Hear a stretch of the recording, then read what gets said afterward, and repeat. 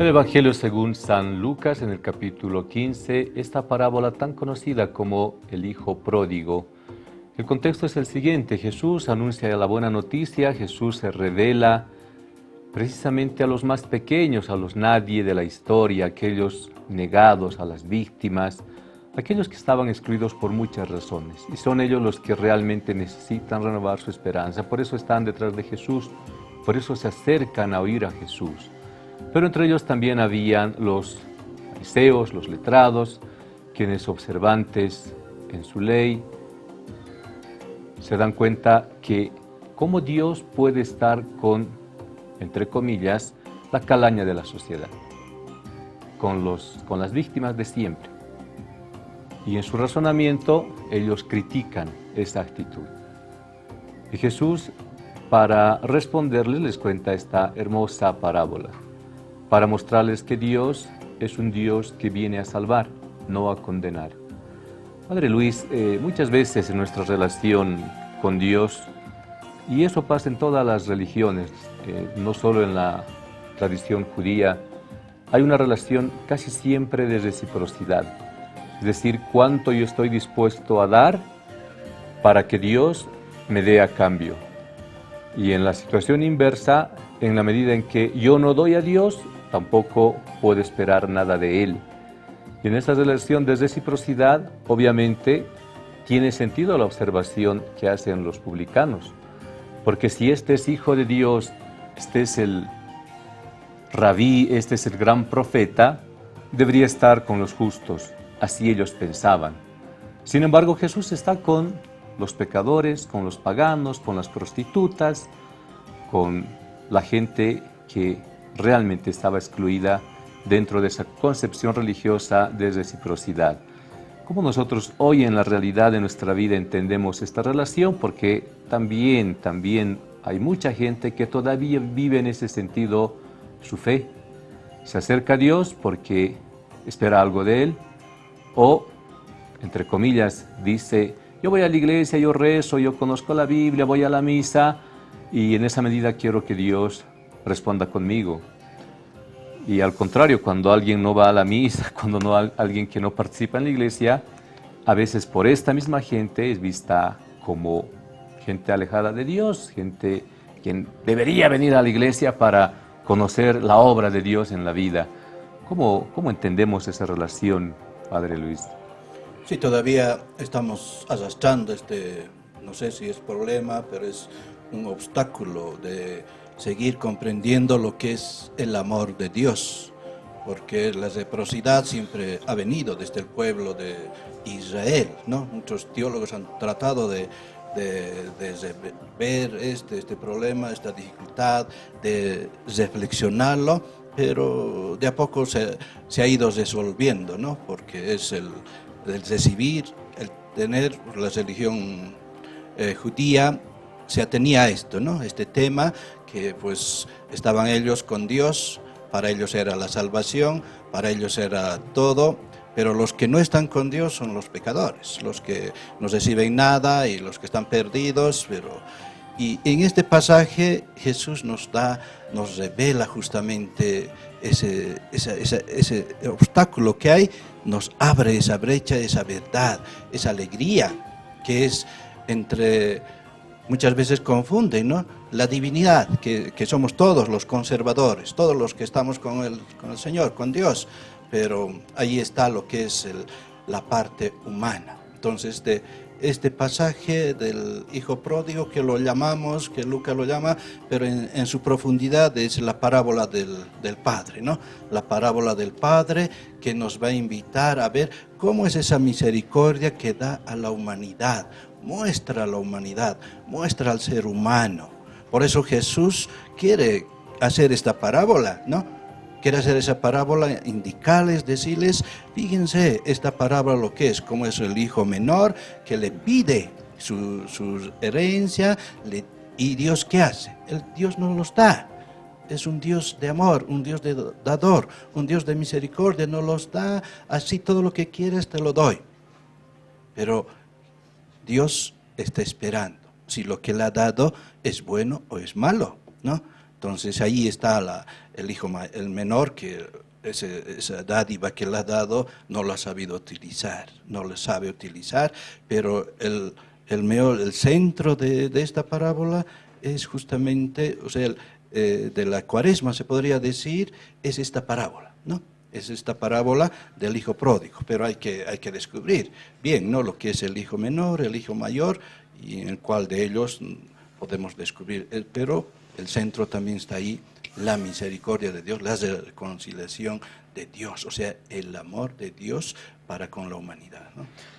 Sin duda, desde la presencia de Cristo, al parecer, esa idea de reciprocidad con Dios ha sido superada, no al parecer, ha sido superada, pero en la comprensión muchas veces todavía está presente esa relación de reciprocidad con Dios. En esa relación, obviamente, el texto tendría otro desenlace, porque claro, este hombre, el menor, que recoge su herencia, va a malgastar, debería merecer el castigo, debería merecer, además ha malgastado la herencia que le corresponde, debería merecer lo que estaba viviendo, estaba comiendo la comida de los chanchos, dice, no tenía trabajo, no tenía ya un sustento, porque él mismo lo reconoce, dice, regresaré a mi padre como un jornalero. Esa es la racionalidad de reciprocidad. No merecería ya el amor del Padre, pero la lógica de Dios es diferente. A Dios gracias, es diferente. Porque cuando regresa, dice el Padre, se alegra tanto. Maten el novillo cebado, devuélvanle el anillo que le corresponde, denle sandalias, pónganle ropa, y además el Padre hace una fiesta. Usted dirá, pero es un contrasentido porque como el hermano mayor, ha malgastado todo y todavía le hacemos fiesta. Pero ese es el rostro misericordioso de Dios. Hermana, la herencia, hoy hay todavía una disputa en que si es o no es un derecho, en tiempos de Jesús también, pero la herencia no es un derecho, la herencia es gratuidad, es don que el Padre que ha forjado su riqueza, se ha forjado ese sustento económico, puede disponerlo como quiere. Sin embargo, aquí divide entre sus dos hijos porque el menor se lo pide, le da la mitad y obviamente seguramente la otra mitad al hijo mayor. En la relación con Dios, retomando esta idea, nosotros hemos recibido alguna herencia por derecho, nos toca la herencia prometida por Dios, o definitivamente es una gracia, definitivamente es un don, definitivamente es un regalo. Realmente la relación con Dios es bien compleja para nosotros los humanos, porque todo lo que Dios realiza en nuestras vidas es gratuidad.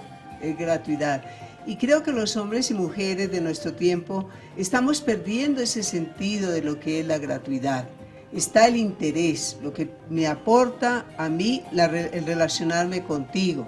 En esa medida me relaciono, en esa medida creo nuevos sentimientos contigo porque me estás beneficiando. Entonces, tristemente, la sociedad nos está preparando para esto, para que busquemos en todo ventajas. ¿Qué puedo sacar yo de provecho de esto? Yo lo hago, pero sí saco un provecho.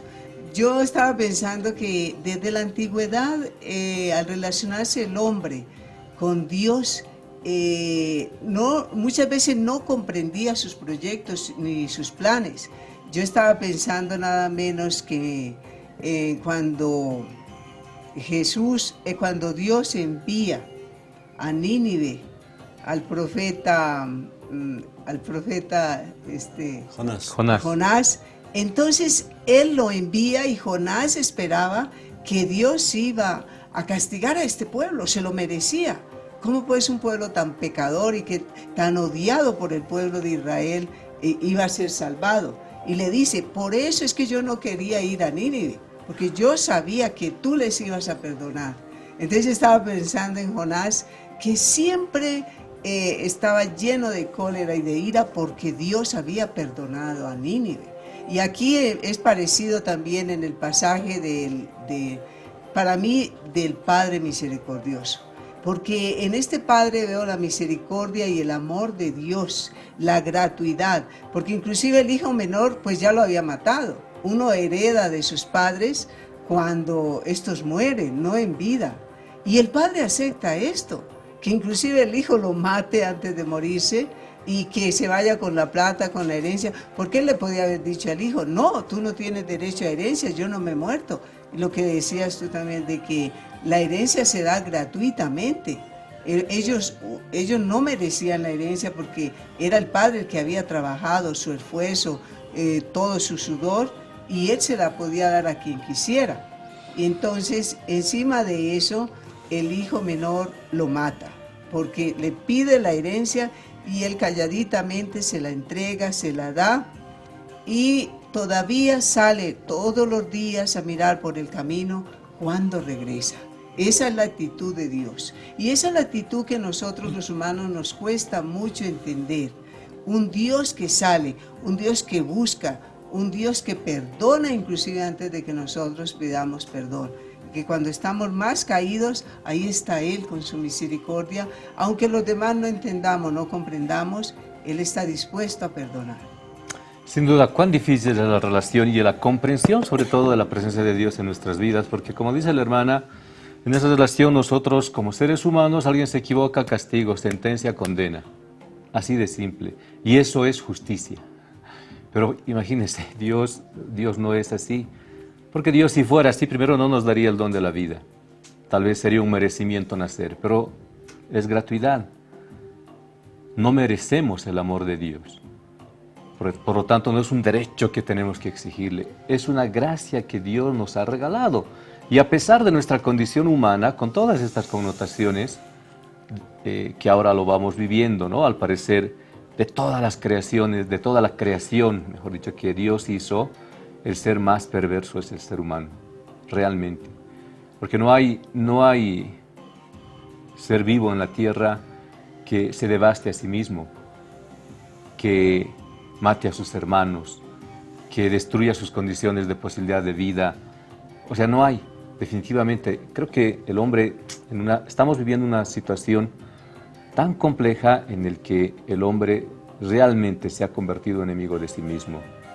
Pero aún así, la presencia de Dios viene a renovar nuestra esperanza, porque Él, como dice la hermana, como lo dice el relato, Él todo el tiempo está esperando a que el hombre regrese al camino de salvación que le va a permitir una vida y vida eterna. Eso es lo que espera siempre Dios de nosotros, porque a pesar de que existe la perversidad y la maldad encarnada en el ser humano, no debemos olvidar nuestra condición de hijos e hijas de Dios, porque a pesar de aquello, en el fondo, en esencia, los seres humanos estamos llamados a la salvación. Por lo tanto, estamos llamados a la bondad. Es cuestión de repente de sacudirnos un poco como este hijo menor, hacer conciencia de nuestra realidad de vida y decir, quiero regresar al camino de salvación. Lucas es un autor que tiene tiempo para compilar, reflexionar, estructurar una idea clara en el Evangelio y en los Hechos de los Apóstoles. Según la tradición, Padre Waldo, el hijo menor representa a la comunidad judeo-cristiana con todas sus connotaciones. Una tradición de tantos años en su historia de salvación y con la presencia de Jesús entre que entiende y no entiende. Y el hijo menor representa más bien toda esa tradición pagana que definitivamente había malgastado el don de Dios. Y por eso vivía alejado, construyéndose ídolos por aquí y por allá, alejado de este Dios. Cuando el padre nuevamente les enfrenta a estos dos hijos, a esas dos realidades, les muestra no para condenar, no para juzgar, sino para que ellos regresen al camino de salvación. Pues nuestra iglesia muchas veces, a través de la teología, a veces distorsionada, movimientos fundamentalistas, me parece que vivimos otra vez en estas dos aguas, ¿no? En una relación profana, a pesar de que nos consideremos cristianos, y a veces confundidos en esa relación con Dios, lo que el Papa llama el neopelagianismo. Nuestra iglesia ha heredado la palabra de Dios y la ha interpretado de acuerdo al tiempo. La lectura de Jesús, de esta manera de mostrar a Dios y demostrar esas dos tradiciones, la pagana y la judía, mediante la parábola es magistral. Realmente maravillosa la obra de Lucas. Dos hermanos uno que ha malgastado, como tú dices, la gracia de Dios, pero a fin de cuentas sigue siendo hermano. El Evangelio de hoy empieza indicando que Jesús habla a los fariseos. ¿Por qué? Porque ellos le habían criticado. Este come con pecadores y con publicanos. Este Jesús está juntándose con ese hijo menor pecador y le está haciendo una fiesta, está comiendo con ellos. Entonces el hijo mayor es como si fuera el fariseo. La persona que dice, yo he cumplido la ley, he pagado mi diezmo, he cumplido los 10 mandamientos, me he hecho circuncidar, estoy en el culto los sábados, voy a la sinagoga y a mí me toca entrar al reino de Dios. Entonces es un quiebre total que traduciendo en nuestra época continúa. Y llama también la atención esa imagen de Dios que tiene el fariseo, un Dios rígido, legalista, normativo, haces esto, lo que tú decías, premio, castigo más o menos. Pero el Padre que presenta la parábola, un Dios al que tú ya no puedes decir Padre. Pienso que es más correcto decirle a este Dios Padre y Madre. Un dueño de casa, un señor, un papá que sale en las tardes a ver si llega a su hijo, esa actitud femenina. Un padre que se fija, ve las manos de su hijo, te falta un anillo. Y se fija en los pies, está atento a los pies, tráiganle sandalias y miren su ropa, que tráiganle una ropa y está flaco y tráiganle o mataremos un ternero. O sea, es un Dios con cualidades también femeninas. Dios es padre y es madre. Y eso también rompe esa idea de padre legalista. Para mí la parábola está incompleta porque no es una parábola cesada, no te dice es esto y el resultado es este. La parábola te dice con quién te identificas. ¿Eres tú ese padre? ¿Eres tú el hijo menor? ¿Eres tú el hijo mayor?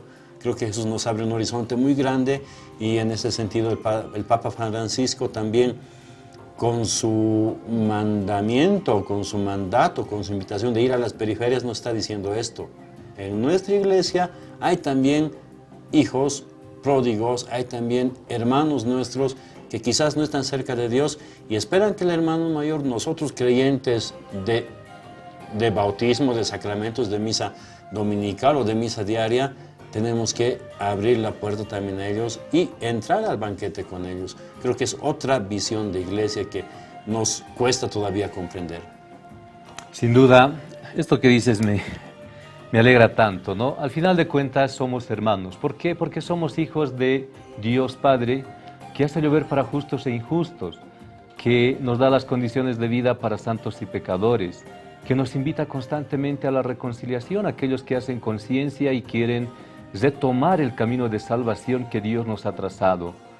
Es una invitación permanente, pero atentos, no porque estamos, entre comillas, más cerca del culto, más cerca de las tradiciones religiosas, pensemos que tenemos el derecho de que Dios esté más cerca de nosotros. Eso es un error que tenemos que superar. Y al contrario, no porque hayamos realmente tocado fondo, como normalmente decimos, pensemos que definitivamente ya ni Dios puede hacer nada por nosotros. No. Al final, seguimos siendo hermanos, en una u otra condición, porque seguimos siendo hijos del Padre Madre que nos ha dado condiciones de vida. Entonces, es tan importante poder discernir para ubicarnos en nuestra historia personal, social, cuál es el camino que realmente queremos emprender. Seguramente, si estamos con Dios, el camino será el camino de salvación, a pesar de la situación en la que nos encontremos, porque Dios es un Dios de amor, de misericordia y de perdón. Vamos a una pausa, regresamos con Evangelio y Vida.